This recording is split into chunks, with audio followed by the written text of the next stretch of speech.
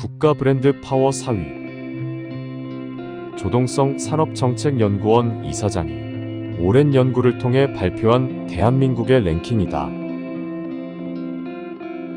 개발도상국 또는 후진국으로 평가받던 시절을 생각하면 눈부신 성과다. 물론 달라진 위상에 안주하면 곤란하다. 생성형 AI를 필두로 세상의 패러다임이 바뀌고 있기 때문이다.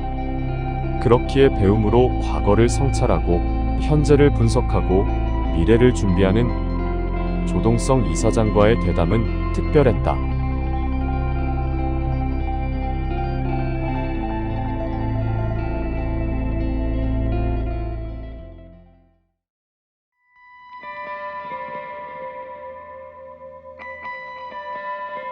그러니까 삼성이나 현대가 오히려 한국에서 수출되는 걸 가리는 시대가 있었던 거예요. 그래서 이게 제 연구 주제입니다.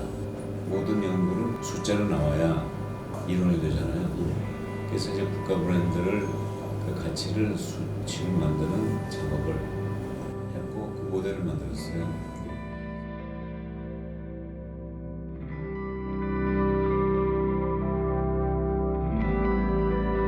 공식은 네이션 브랜드 어닝즈 곱하기 네이션 브랜드 파워는 네이션 브랜드 밸류다.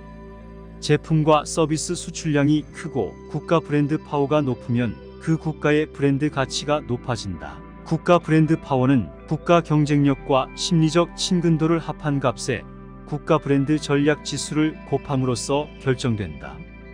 국가 경쟁력은 경제력 수준이고 심리적 친근도는 이미지와 관계로 구성된다. 이미지는 국가 지도자, 인권, 도덕성, 안정성, 문화 수준으로 구성되고 관계는 국가와 국가 간 물리적 거리, 과거와 현재 관계, 경험, 관광 선호도에 의해 결정된다. 정부, 기업, 사회단체, 국민으로 구성된 국가의 전략을 실행하는 주체에 대한 평가로 보면 된다. 62개 국가의 1300여 오피니언 리더들이 설문에 참여했고 39개 주요 국가의 랭킹을 측정한 결과 대한민국은 4위임을 확인했다.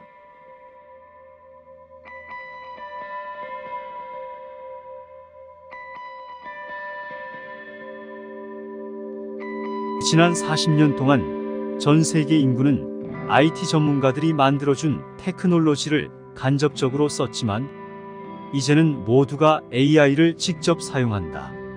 저는 서울대학교 경영대 교수로 있던 때 학생들과 15분짜리 연극을 했다. 학생들은 5주 동안 팀을 이뤄 준비를 한 후 대학로 소극장에서 부모와 친구들 앞에서 공연했다. 당시 어느 학생이 지금까지 5천만 국민 중 50만 명이 예술가이고 4,950만 명이 관객이라고 생각했었는데 이젠 4,950만 명의 예술가들을 50만 명의 기술자가 돕는다는 것을 알았다라고 한 말이 기억난다. 챗GPT도 마찬가지다. 국민 모두가 AI 전문가가 된 거다.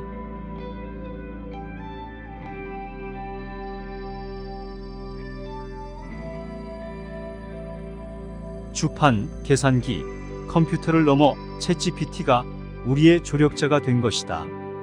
2016년 이세돌 전 바둑기사와 알파고의 대국을 떠올려보자. 줄자로 손바닥 길이를 재듯 이세돌 전 바둑기사는 알파고라는 줄자를 통해 자신의 능력을 측정한 것이다. 알파고를 인간처럼 생긴 로봇으로 형상화한 구글 딥마인드에 우리가 현혹된 것이다. 영국은 산업혁명을 일으켰지만 1865년 자동차를 인력거나 마차에 대한 경쟁자로 착각하고 사용을 제한했다. 지금 AI를 경쟁자로 보는 나라는 자동차 산업에서 미국과 독일에 밀린 영국의 전철을 밟을 것이다.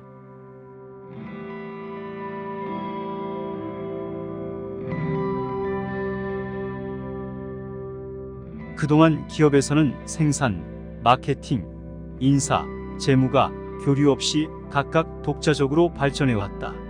그러나 지금은 융합의 시대다. 챗GPT가 이를 가속하고 있다. 이런 질문을 던져보자.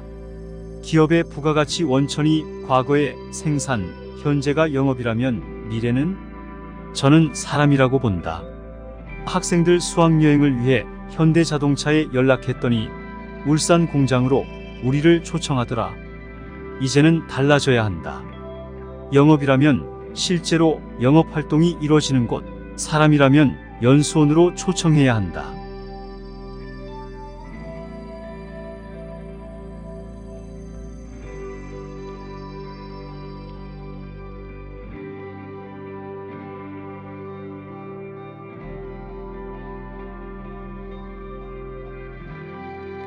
교육이라는 단어는 사라져야 한다. 없어진 자리는 학습, 우리말로 배움이 차지해야 한다. 지금은 교수들보다 아는 것이 많은 학생이 다수고 챗GPT는 젊은이들이 훨씬 빨리 배워서 잘 활용한다. 누가 누구를 가르치는 교육이 아니라 교수와 학생이 책상에 나란히 앉아서 함께 공부하는 코러닝의 시대를 열어가길 당부드린다.